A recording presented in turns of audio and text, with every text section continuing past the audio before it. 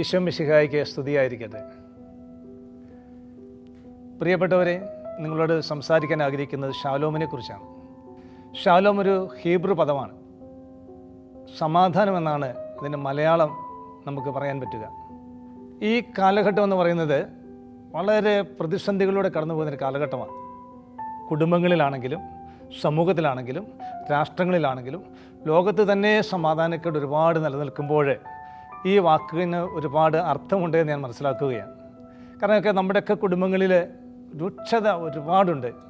പലപ്പോഴും പലതും ഇങ്ങനെ എന്താ പറയുക, കൂടുതൽ വേദനയിൽ നിന്ന് വേദനയിലേക്ക് ഇങ്ങനെ പോയി ഉരുകിത്തീരുന്നൊരനുഭവം. നല്ല വെയിലത്ത് മഞ്ഞുരുകുന്നത് പോലെ ഈ ജീവിതം മുഴുവനും അതിൻ്റെ പൂർണ്ണതയിൽ ഉരുകി തീർന്നു പോകുന്നൊരു അനുഭവത്തിലൂടെ കടന്നു പോവുക. ഒരു മനുഷ്യരോട് പറയാൻ പോലും പറ്റാത്ത അത്ര വലിയ ഒരു പ്രതികൂല സാഹചര്യം മനുഷ്യ ജീവിതങ്ങളിലുണ്ട്. നമുക്കറിയാം, ഈ കാലഘട്ടത്തിലൊക്കെ യുദ്ധത്തിൻ്റെ ഭീഷണികൾ ഒരു വഴിക്ക്, അതോടൊപ്പം തന്നെ സാമ്പത്തിക തകർച്ച വേറൊരു വഴിക്ക്, കോവിഡ് എന്ന മഹാമാരി ഏൽപ്പിച്ചിട്ടുള്ള പ്രത്യാഘാതങ്ങൾ ഒരു വഴിക്ക്, ആരോഗ്യപരമായ പ്രശ്നങ്ങൾ, മനസ്സമാധാനം നഷ്ടപ്പെടുന്ന അനുഭവങ്ങൾ, വ്യക്തിബന്ധങ്ങൾ നഷ്ടപ്പെടുന്ന അനുഭവം, എല്ലാം ഒരു വ്യക്തി ജീവിതത്തിൻ്റെ ശരിക്കുള്ള പൂർണ്ണത നഷ്ടപ്പെടുന്ന അനുഭവമാണ് സമാധാനക്കേടെന്നൊക്കെ പറയുക. ശരിക്കും സമാധാനം കൈവരുന്നത് ഒരു മനുഷ്യൻ്റെ ആരോഗ്യം, ഐശ്വര്യം, സുരക്ഷിതത്വ ബോധം, ആത്മീയ സുസ്ഥിതി ഇതെല്ലാം വന്നു നിറയുമ്പോഴാണ് യഥാർത്ഥത്തിലുള്ള ഒരു സമാധാനം ഒരു മനുഷ്യ ജീവിതത്തിലേക്ക് കടന്നു വരിക. ഇത് പലപ്പോഴും നമ്മുടെ ജീവിതത്തിൽ നഷ്ടപ്പെട്ടുകൊണ്ടിരിക്കുകയാണ്. ആരോഗ്യത്തിൻ്റെ പ്രശ്നങ്ങൾ വരുന്നു. നമുക്കറിയാം, ഈ കാലഘട്ടം എന്നൊക്കെ പറഞ്ഞു കഴിഞ്ഞാൽ ഭയാനകമാണ്. ഈ നമ്മുടെയൊക്കെ കേരളത്തിലെ ക്യാമ്പസുകളിൽ വിറ്റഴിയുന്ന കഞ്ചാവ് കിലോ കണക്കിന്, ടൺ കണക്കിനൊക്കെ വരുന്ന, അല്ലെ കിൻഡിൽ കണക്കിനൊക്കെ വരുന്നൊരു സ്ഥിതിയുണ്ട്. പലപ്പോഴും മാധ്യമങ്ങളിലൊക്കെ പലപ്പോഴും അത് പ്രകടമാവുക, ഭയം അനുഭവപ്പെടുക. സമാധാനം എന്ന് പറയുന്നില്ല. ഞാൻ ഈ കഴിഞ്ഞ ദിവസം ഒത്തിരി മദ്യപിച്ച് അവശതയിൽ നിൽക്കുന്ന ഒരു മനുഷ്യനോട് ചോദിച്ചു, എന്തിനാ ചേട്ടൻ ഇങ്ങനെയൊക്കെ മദ്യപിക്കുന്നത്? വളരെ ലാഘവത്തോടു കൂടി എൻ്റെ കണ്ണുകളിലേക്ക് നോക്കിയിട്ട് മനുഷ്യൻ പറഞ്ഞു, സമാധാനമില്ല സഹോദര, അതുകൊണ്ടാണ്. ഞാൻ ചോദിച്ചു, ചേട്ടാ ഇത് കുടിച്ചു കഴിഞ്ഞാൽ സമാധാനം കിട്ടും? അത് കുടിച്ചു കഴിയുമ്പോൾ ഞാൻ പലതും മറന്നു പോകും. അത് ഈ ലഹരി ഇറങ്ങി കഴിയുമ്പോഴോ അപ്പോൾ പിന്നെയും സമാധാനക്കേട് വരും, ഞാൻ വീണ്ടും പോയി കുടിക്കും. ഈ യേശു പറഞ്ഞൊരു കാര്യമുണ്ട്, യോഹന്നാൻ്റെ സുവിശേഷം 14-ാം അധ്യായത്തിൻ്റെ 27 നമ്മൾ കാണുകയാണ്. ഞാൻ നിങ്ങൾക്ക് എൻ്റെ സമാധാനം തരുന്നു, ഞാൻ എൻ്റെ സമാധാനം നിങ്ങൾക്ക് തരുന്നത് നൽകുകയാണ്, അത് ലോകം നൽകുന്നത് പോലെയല്ല. ഈ ലോകം നൽകുന്ന സമാധാനം എന്നൊക്കെ പറയുന്നത് ചിലപ്പോൾ ഒരു പക്ഷേ വേദനയിലും ദുഃഖത്തിലും പീഡനങ്ങളിലും സമാധാനക്കേടിൽ കഴിയുന്നൊരു മനുഷ്യന് ഒരു അല്പം ബ്രാൻഡിയോ ഏതെങ്കിലും അല്പം മദ്യമോ ഉള്ളിൽ ചെല്ലുമ്പോൾ കിട്ടുന്നൊരു സമാധാനം, അത് ഈ ലോകത്തിൻ്റെ സമാധാനമാണ്. അത് ലഹരി ഇറങ്ങുമ്പോൾ തീരും. കഞ്ചാവ് വലിക്കുന്നൊരു വ്യക്തിക്ക് അത് വലിച്ച് കഴിയുമ്പോൾ ഉണ്ടാകുന്ന ഏതോ ഒരു അനുഭൂതിയുണ്ട്. അത് കഴിഞ്ഞ് കഴിയുമ്പോൾ ആ ലഹരി ഇറങ്ങിക്കഴിയുമ്പോൾ അവന് സമാധാനക്കേടായി. മറ്റ് എന്ത് ചരസ് ഉപയോഗിക്കുന്നൊരു വ്യക്തിയാണെങ്കിലും അത് കഴിക്കുന്ന സമയത്ത്, അത് ഉപയോഗിക്കുന്ന സമയത്ത് ഒരു സമാധാനം, അത് കഴിയുമ്പോൾ അത് തീരുകയാണ്. അതുപോലെ തന്നെ ജഡത്തിൻ്റെ മേഖലയിലാണെങ്കിലും അത് ആസ്വദിക്കുന്നൊരു സമയത്ത് ഒരു സമാധാനം, സന്തോഷം, അത് കഴിയുമ്പോൾ അത് തീരും. പ്രിയപ്പെട്ടവരെ, ശരിക്കും ശാശ്വതമായ സമാധാനം എന്ന് പറഞ്ഞാൽ എന്താ? കുടുംബത്തില്ലാത്ത എന്ത് ആണോ അതാണ് സമാധാനക്കേടെന്നൊക്കെ പറയുക, അല്ലെങ്കിൽ സമാധാനം എന്ന് പറയുക. നമ്മുടെ കുടുംബങ്ങളിലൊക്കെ ഇത് ഉണ്ട്. പക്ഷെ ആരോട് പറയാൻ, എന്ത് ചെയ്യാനാണ്? പ്രതികൂലങ്ങൾ മാത്രം ജീവിതത്തെ ഇങ്ങനെ ഫേസ് ചെയ്തുകൊണ്ടിരിക്കുമ്പോൾ സഹിക്കാന്നല്ലാണ്ട് വേറെ മാർഗമൊന്നുമില്ല. ചിലരുടെ കണ്ണുകളിലേക്ക് നോക്കിയാൽ കാണാം കുഴിഞ്ഞ കണ്ണുകളും ദൈന്യതയാർന്ന നയനങ്ങളും ഒക്കെ ആയിട്ട് ഓരോരുത്തരെ കണ്ടുമുട്ടുമ്പോൾ സങ്കടം തോന്നുക മാത്രമേ ചെയ്യുള്ളൂ. കാരണം പറയാൻ പറ്റാത്ത വേദനകളിൽ സമാധാനം എന്ന് പറയുന്നൊരു കാര്യം മനുഷ്യൻ്റെ ജീവിതത്തിൽ നിന്ന് എടുത്തു മാറ്റപ്പെട്ടിരിക്കുക. പഴയ നിയമത്തിലൊക്കെ ഒരുപാട് സെൻറ്റ് ജെറോം വേഴ്സണിൽ, ബൈബിളിൽ 420 പ്രാവശ്യം ഈ ഷാലോം എന്ന വാക്ക്, സമാധാനം എന്ന വാക്ക് ഉപയോഗിക്കുന്നുണ്ട്. 420 പ്രാവശ്യം. അപ്പോൾ എന്തുമാത്രം തീവ്രതയുണ്ട് അത് ആ വാക്കിൻ്റെ ആഴമെന്ന് പറയുന്നത്. ശരിക്കുള്ള സമാധാനം എന്ന് പറയുന്നത് ദൈവം തരുന്ന ഒന്നാണ് സമാധാനം. പഴയ നിയമ കാലഘട്ടങ്ങളിലൊക്കെ, പഴയ നിയമ ബൈബിൾ കാലഘട്ടങ്ങളിലൊക്കെ നമ്മൾ കാണുന്നുണ്ട്. ആ വചനത്തിൽ ഇങ്ങനെ പറയുന്നുണ്ട്, ഞാൻ അവരുമായി ഒരു സമാധാന ഉടമ്പടി ഉണ്ടാക്കും. ഉടമ്പടി എന്ന് പറയുന്നത് ദൈവവും മനുഷ്യനും തമ്മിലുള്ളൊരു ബന്ധമാണ്. ആ ഒരു ബന്ധത്തിലൂടെ ഉണ്ടാകുന്നതാണ് ഈ സമാധാനം എന്ന് പറയുന്നത്. ഞാൻ അവരുമായിട്ടൊരു സമാധാന ഉടമ്പടി ഉണ്ടാക്കും. ദൈവം പറയുകയാണ്, ഉടമ്പടി എന്ന് പറയുന്നത് ഒരു കരാറാണ്. അത് നമ്മൾ പഴയ നിയമ കാലഘട്ടത്തിൽ തന്നെ നോഹയുടെ പ്രളയകാലത്ത് ഈ പ്രപഞ്ചത്തെ മുഴുവൻ ദൈവം പ്രളയത്തിലൂടെ നശിപ്പിച്ചു കഴിഞ്ഞിട്ട് ഒരു മഴവില്ല് രൂപപ്പെടുത്തിയിട്ട് ഒരു സമാധാന ഉടമ്പടി, ഞാൻ ഇനി ഒരിക്കലും ലോകത്തെ ശിക്ഷിക്കൽ ഇതുപോലെ പ്രളയത്തിലൂടെ എന്ന് പറഞ്ഞൊരു ഉടമ്പടി ഉണ്ടാക്കുക. അപ്പോൾ ഈ ഉടമ്പടി ദൈവവും മനുഷ്യനും തമ്മിലുള്ള ഉടമ്പടി ഒരു ബന്ധമാണ്, ആഴപ്പെട്ടൊരു ബന്ധം. ഈ ആഴപ്പെട്ട ബന്ധത്തിലൂടെയാണ് ശരിക്കും അനുഗ്രഹങ്ങൾ വരിക. ജീവിതത്തിൻ്റെ എല്ലാ അനുഗ്രഹങ്ങളും അങ്ങനെയാണ്. അപ്പോൾ ഒരു വ്യക്തിയുടെ ജീവിതത്തിൽ അനുഗ്രഹം നഷ്ടപ്പെട്ടു, സമാധാനം നഷ്ടപ്പെട്ടു എന്ന് പറഞ്ഞു കഴിഞ്ഞാൽ ഉടമ്പടി പിൻവലിക്കപ്പെട്ടു എന്നാണ് അർത്ഥം. എന്ന് പറഞ്ഞു കഴിഞ്ഞാൽ ഒരു മനുഷ്യനും ദൈവവുമായിട്ടുള്ള ബന്ധം അവസാനിക്കുന്നു, അതിലൂടെ ഉടമ്പടി തീരുകയാണ്. അവിടെ സമാധാനക്കേട് ഉണ്ടാകും. ശരിക്കും പുതിയ നിയമത്തിലേക്ക് വരുമ്പോൾ യേശു പറഞ്ഞൊരു കാര്യം ഇതാ, ഞാൻ നിങ്ങൾക്ക് സമാധാനം തരികയാണ്. അത് പറയാനൊരു പശ്ചാത്തലമുണ്ട്. യോഹന്നാന്റെ സുവിശേഷം 13, 14, 15, 16 അധ്യായങ്ങളൊക്കെ യേശു ശിഷ്യന്മാരെ വിളിച്ചിട്ട് ഓരോ കാര്യങ്ങൾ പറഞ്ഞു കൊടുത്ത് പഠിപ്പിക്കുകയാണ്. തൻ്റെ മടങ്ങിപ്പോക്കിനെ കുറിച്ചൊക്കെ പറയുമ്പോൾ ഇവരുടെ ഹൃദയം അസ്വസ്ഥമാവുക. ഈ അസ്വസ്ഥമാകുമ്പോഴാണ് യേശു പറയുന്നത്, നിങ്ങളുടെ ഹൃദയം അസ്വസ്ഥമാകേണ്ട, നിങ്ങൾ ഭയപ്പെടുകയും വേണ്ട, ഞാൻ എൻ്റെ സമാധാനം തന്നിട്ടാണ് പോകുന്നത്, നിങ്ങൾക്ക് എൻ്റെ സമാധാനം തരും എന്ന് പറഞ്ഞു കഴിഞ്ഞാൽ ശരിക്കും യേശുവാണ് മനുഷ്യൻ്റെ സമാധാനം എന്ന് പറയുന്നത്. ശരിക്കുമുള്ള സമാധാനം അങ്ങനെയാണ്. പ്രിയപ്പെട്ടവരെ, ഞാൻ ഈ കഴിഞ്ഞ ദിവസങ്ങളിൽ ഒരു മനുഷ്യനെ കണ്ടുമുട്ടിയത് ഒത്തിരി വേദനാജനകമായൊരു അനുഭവത്തിലൂടെ. എല്ലാ രീതിയിലും തകർക്കപ്പെട്ടൊരു മനുഷ്യൻ, ഒറ്റപ്പെട്ടു പോയി, ഭാര്യയും മക്കളൊക്കെ ഇട്ടേച്ചു പോയി മനുഷ്യനെ. ഈ മനുഷ്യൻ ഇങ്ങനെ വല്ലാണ്ട് വേദനിക്കുകയാണ്, എല്ലാ രീതിയിലും സമാധാനക്കേട്. അദ്ദേഹം പറഞ്ഞൊരു വാക്കിതാ, ഞാൻ ജീവിച്ചത് എൻ്റെ നല്ലൊരു ജീവിത കാലഘട്ടങ്ങൾ മുഴുവനും എൻ്റെ കുടുംബത്തിന് വേണ്ടി ജീവിച്ചിട്ട് അവരെന്നെ മനസ്സിലാക്കുന്നില്ല, അവരെന്നെ ഇട്ടേച്ചു പോയി, അവരെങ്ങോട്ടോ പോയിരിക്കുവാണ്, ഞാനിങ്ങനെ ഒറ്റപ്പെട്ടു പോയി. സമാധാനം എന്ന് പറയുന്നതില്ല, സ്വസ്ഥത എന്ന് പറയുന്നതില്ല, സന്തോഷമില്ല, ഒന്ന് ചിരിക്കാൻ പോലും പറ്റാത്തൊരവസ്ഥ. പ്രിയപ്പെട്ടവരെ, ശരിക്കും നമ്മുടെയൊക്കെ ജീവിതം ഇങ്ങനെ തകർന്നു പോകേണ്ട ഒരു ജീവിതമല്ല. ക്രിസ്തു ഒരു കുടുംബത്തിലേക്ക് വന്ന് ജനിച്ചത് ഒരു കുടുംബം അനുഗ്രഹപൂർണ്ണമാകുന്നതിന് വേണ്ടിയിട്ടാണ്. ഒരു വ്യക്തിയിലേക്ക് ക്രിസ്തു കടന്നു വരുന്നത് സമാധാനത്തിന് പൂർണ്ണത വരുന്നതിന് വേണ്ടിയിട്ടാണ്. ഈ സമാധാനമാണ് ശരിക്കുള്ള സന്തോഷത്തിലേക്കും ആനന്ദത്തിലേക്കും ഒരു ജീവിതത്തെ പിടിച്ച് കയറ്റിക്കൊണ്ട് വരിക. പലപ്പോഴും അത് നമ്മൾ തിരിച്ചറിയാണ്ട് പോകുന്നു. ഈ അമരത്ത് കിടന്നുറങ്ങുന്ന ക്രിസ്തു, ഇളകി മറിയ കടലൊക്കെ, ഇളകി മറിയുന്ന കടലിൻ്റെ അമരത്ത് വളരെ സമാധാനത്തോടെ കിടന്നുറങ്ങുന്ന ഒരു ക്രിസ്തുവിൻ്റെ ചിത്രം നമ്മൾ കാണുന്നുണ്ട് ലൂക്കാ സുവിശേഷം 8-ാം അധ്യായത്തിൽ. ഇങ്ങനെ കടൽ പ്രക്ഷുബ്ധമാണ്, ഇളകി മറിഞ്ഞുകൊണ്ടിരിക്കുക. ശിഷ്യന്മാർ ഭയപ്പെട്ടു, ഞങ്ങൾ മുങ്ങാൻ പോവാണെന്നൊക്കെ പറഞ്ഞ് സമാധാനക്കേടിന് മുമ്പിൽ നിലവിളിച്ച് യേശുവിനെ ഉണർത്തുകയാണ്. ഞങ്ങളിവിടെ മുങ്ങിത്താഴുമ്പോൾ അങ്ങ് സമാധാനത്തോടെ ഇവിടുന്ന് ഉറങ്ങുകയാണോ എന്നല്ലേ എൻ്റെ ഒരു അർത്ഥം. ഈ പ്രതിസന്ധികൾക്ക് നടുവിൽ സമാധാനത്തോടെ അമരത്ത് കിടന്നുറങ്ങുന്ന ഒരു ക്രിസ്തു.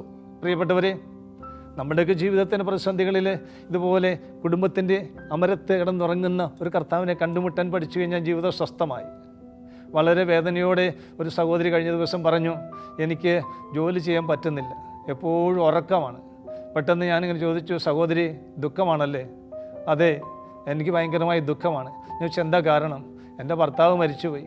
എങ്ങനെ മരിച്ചു? ഷോക്കേറ്റതാണ്. എൻ്റെ ഭർത്താവ് ഇലക്ട്രീഷ്യനായിരുന്നു. മോട്ടർ കിണറിൽ നിന്ന് എടുക്കാൻ വേണ്ടി കമ്പി ഇറക്കിയപ്പോൾ ലൈൻ കമ്പി പൊട്ടി കരിഞ്ഞുപോയി. അത് വർഷങ്ങളായിട്ടും അവരിപ്പോഴും അതിൻ്റെ വേദനയിലാണ്.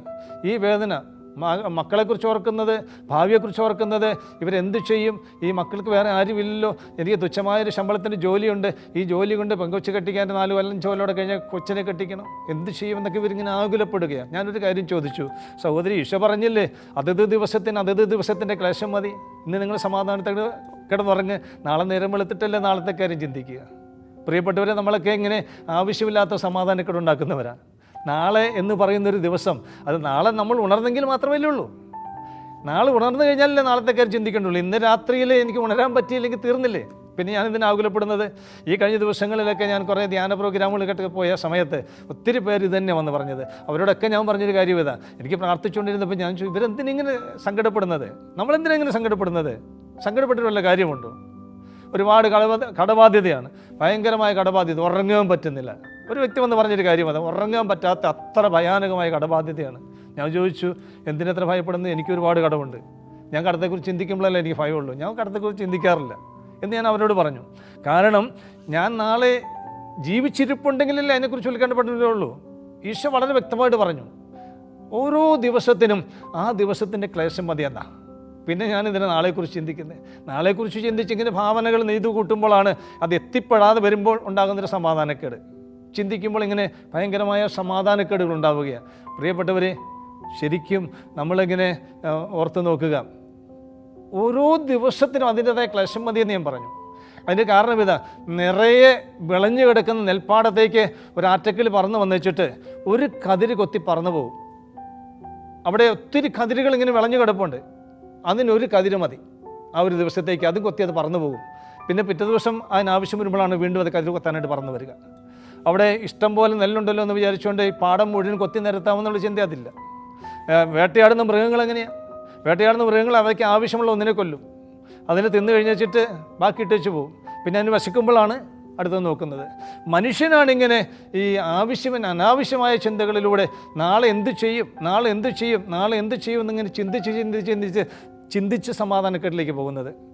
പ്രിയപ്പെട്ടവരെ, യേശു കൂടെയുള്ളൊരു വ്യക്തിയുടെ ജീവിതം എത്ര സുരക്ഷിതമാണ്. യേശു കൂടെയുള്ളൊരു ജീവിതം, അതാണ് ഞാൻ പറഞ്ഞത്, ക്രിസ്തുവാണ് ഒരു മനുഷ്യൻ്റെ സമാധാനം എന്ന് പറയുക. ക്രിസ്തു എന്ന് പറയുന്ന സമാധാനം ഒരു ജീവിതത്തിൻ്റെ മേൽ കടന്നു വന്നു കഴിഞ്ഞാൽ പിന്നെ നമ്മൾ എന്തിനെക്കുറിച്ച് ഭയപ്പെടണം? യേശു നേരെ പ്രാവശ്യം വിശുദ്ധ ബൈബിളിൽ ഇങ്ങനെ പറയുന്നു, നിങ്ങൾ ഭയപ്പെടേണ്ട, ഞാൻ നിങ്ങളുടെ കൂടെയുണ്ട്. കൂടെ നടക്കുന്നൊരു കർത്താവിനെ കണ്ടുമുട്ടാൻ പറ്റുക, കൂടെ ആയിരിക്കുന്ന യേശുവിൻ്റെ കൂടെ എപ്പോഴും ഒരുപോലെ ആയിരിക്കുക, ഇതൊക്കെയല്ല ജീവിതത്തിൻ്റെ ഏറ്റവും വലിയ ആനന്ദമെന്ന് പറയുന്നത്. അതാണ് സമാധാനം. സമാധാനക്കേടെന്ന് പറയുന്നത് ക്രിസ്തുവുമായിട്ടുള്ള ബന്ധം അകന്നു പോകുമ്പോൾ സംഭവിക്കുന്ന ഒരു കാര്യമാണ്. അവിടെ അനുഗ്രഹങ്ങൾ നഷ്ടപ്പെടും. അനുഗ്രഹങ്ങൾ നഷ്ടപ്പെട്ട് കഴിയുമ്പോൾ നമുക്ക് എന്ത് തോന്നും? എല്ലാം നഷ്ടപ്പെട്ടു പോയി, ഇനി ജീവിച്ചിട്ട് കാര്യമില്ല. എത്രയോ പേരാണ് ജീവിതത്തെക്കുറിച്ച് ഇങ്ങനെ വളരെ പരിതാപകരമായ അവസ്ഥ ചിന്തിക്കുന്നത്. ഒരിക്കൽ എന്നെ ഒരു സഹോദരി വിളിച്ചു, എവിടുന്ന് എൻ്റെ നമ്പർ സംഘടിപ്പിച്ചിട്ട് വിളിച്ചിട്ട് പറഞ്ഞു, ഞാൻ മരിക്കാൻ പോവാ, ഞാൻ തൂങ്ങാൻ പോവാ. ഞാൻ ചോദിച്ചു, എന്തിനാ സഹോദരി തൂങ്ങുന്നത്? ഇത് തൂങ്ങേണ്ട കാര്യമില്ല, നിങ്ങൾക്ക് വേണ്ടി ഒരാൾ തൂങ്ങിക്കഴിഞ്ഞല്ലോ. അതാരാന്ന് ചോദിച്ചു എന്നോട് അത്ഭുതത്തോടെ. ഞാൻ പറഞ്ഞു, നിങ്ങൾക്ക് വേണ്ടി ക്രിസ്തു കുരിശിൽ തൂങ്ങിയതാണ്, പിന്നെ എന്തിനാണ് നിങ്ങൾ അതിനെക്കുറിച്ച് ചിന്തിക്കുന്നത്? അപ്പോൾ അവർ, അത് ശരിയാണല്ലോ, എന്നോട് പറഞ്ഞ വാക്കതാ, അത് ശരിയാണല്ലോ. അവർ ആ ഒരു സംരംഭം, ആ ഒരു സത്യം തിരിച്ചറിഞ്ഞ പാടെ ആ ഒരു ഭയാനകമായ നിമിഷം അവർ പിന്തിരിഞ്ഞു. എനിക്ക് ഭയങ്കര എൻ്റെ കണ്ണ് നിറഞ്ഞൊരു അനുഭവം അത്. അവരോട് എനിക്ക് പെട്ടെന്ന് അങ്ങനെ പറയാൻ തോന്നി, നിങ്ങൾ എന്തിനു തൂങ്ങുന്നു? നിങ്ങൾക്ക് വേണ്ടി ഒരാൾ തൂങ്ങിക്കഴിഞ്ഞു. അങ്ങനെ നമുക്ക് വേണ്ടി തൂങ്ങിയ ഒരാൾ ഇന്ന് ജീവിച്ചിരിക്കുമ്പോൾ നമ്മൾ എന്തിനെ ഇങ്ങനെ സമാധാനക്കേടിലൂടെ കടന്നു പോകുന്നു? നോക്കുക, 420 പ്രാവശ്യം ഈ വാക്ക് വിശുദ്ധ ബൈബിളിലൂടെ നമ്മൾ സംസാരിക്കുമ്പോൾ, എൻ്റെ പ്രിയപ്പെട്ടവരെ, നമ്മൾ എന്തിനാകുലപ്പെടണം? ആരെക്കുറിച്ച് ഓർത്തിട്ട്? ജീവിത പങ്കാളിയെക്കുറിച്ച് ഓർത്തിട്ടോ, മക്കളെക്കുറിച്ച് ഓർത്തിട്ടോ, സാമ്പത്തിക പ്രതിസന്ധിയെക്കുറിച്ച് ഓർത്തിട്ടോ, രോഗപീഠകളെക്കുറിച്ച് ഓർത്തിട്ടോ, വിശപ്പിനെക്കുറിച്ച് ഓർത്തിട്ടോ, കടബാധ്യതകളെക്കുറിച്ച് ഓർത്തിട്ടോ? ഇതിൻ്റെ ഒന്നും ആവശ്യമില്ല. ഇതെല്ലാം എല്ലാ മനുഷ്യരിലുള്ള കാര്യങ്ങളാണ്. സകല മനുഷ്യർക്കും ഇതില്ലാത്ത മനുഷ്യരൊക്കെ കുറവാണ്. പക്ഷേ അതിനകത്ത് മുഴുവൻ ദുഃഖിക്കാൻ നിന്ന് കഴിഞ്ഞാൽ നമുക്ക് ഒരിക്കലും സന്തോഷിക്കാനൊരു ഇടമില്ല. അത് എന്നും ദുഃഖത്തിലൂടെ നമ്മളിങ്ങനെ കൊണ്ടുപോയിക്കൊണ്ടിരിക്കും. അപ്പോൾ നമ്മൾ ദുഃഖിക്കേണ്ട ഒരു സാഹചര്യമില്ല, സമാധാനത്തിലായിരിക്കുക. അത് വളരെ പ്രധാനപ്പെട്ടൊരു കാര്യമാണ്. ഞാൻ ഇന്ന് വൈകുന്നേരം പറയും, ഈ ദിവസം കടന്നു പോകുമ്പോൾ ഓരോ നിമിഷവും എനിക്ക് പുഞ്ചിരിക്കാൻ പറ്റുക, അത് സമാധാനത്തിൻ്റെ ഒരു റിസൾട്ടാണ്.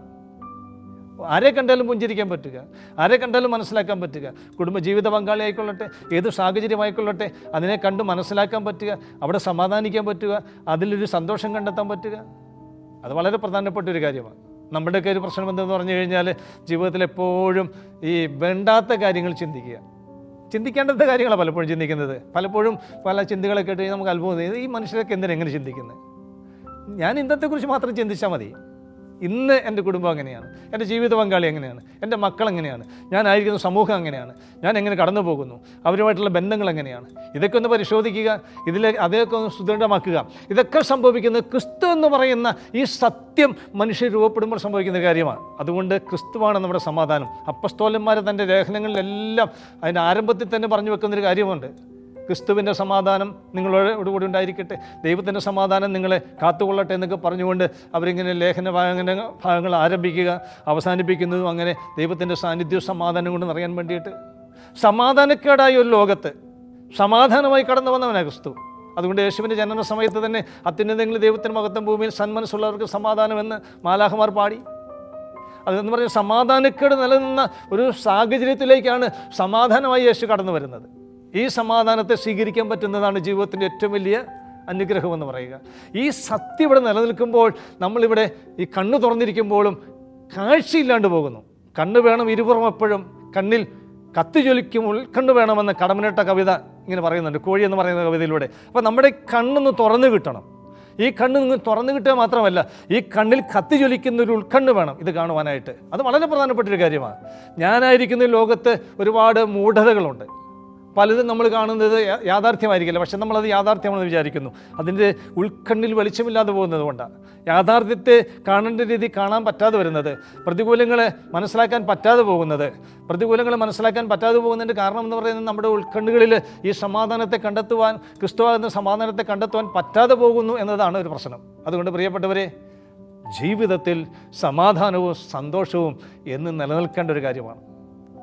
നമുക്ക് ബാക്കിയുള്ളവനൊക്കെ വിട പറയാം, എല്ലാം പോട്ടെ, കാരണം അതൊക്കെ ഏറ്റെടുത്തവൻ സമാധാനപൂർണ്ണമായി എൻ്റെ ജീവിതത്തിലേക്ക് കടന്നു വന്നിരിക്കുകയാണ്. ആ കൂടെ ആ കരം പിടിച്ച് നടക്കുക. ജീവിതത്തിൽ ഒരു മനുഷ്യൻ്റെ ജീവിതത്തിൽ ഏറ്റവും സന്തോഷകരമായൊരു കാര്യം, എനിക്ക് സമാധാനമായി കടന്നു വരുന്നവൻ്റെ കരങ്ങളിൽ പിടിച്ച് സമാധാനത്തോടെ ഒരു യാത്ര പോകുന്നതാണ്. ആ കരങ്ങളിൽ പിടിച്ച പിന്നെ ഞാൻ എന്തിനാ സമാധാനക്കേടായിട്ട് കാണേണ്ടത്?